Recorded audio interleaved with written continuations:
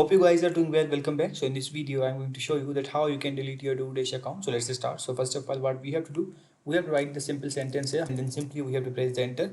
And after pressing the enter, as you can see, as the step. So we have to open this link. So I'm going to click on this. And after opening this, you will be able to see details here that how we can delete the account. And after opening the link, as you can see, you'll be able to see the steps like this. I want to delete my personal information data from Doordash. If you want to delete your personal information, or if you want to delete your account, you can also do that. They have provided all the steps here. For example, you have to follow these steps. They have provided them. As you can see, delete.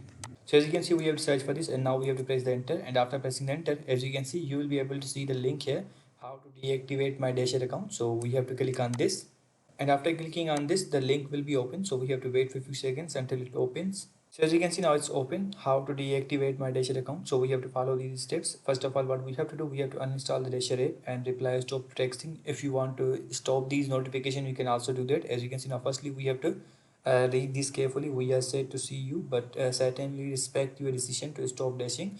Please remove all of your schedule shift and contact DoorDash support. As you can see, they provide all the steps. So if you want to delete your account, simply you need to contact with the DoorDash support, and after in a contact with them, they will delete your account. So firstly, what we have to do, we have to contact with the DoorDash support, and after contacting with the DoorDash support, they will delete your account. So I hope you guys understand this video, that how you can delete your account. So see you guys in the next video.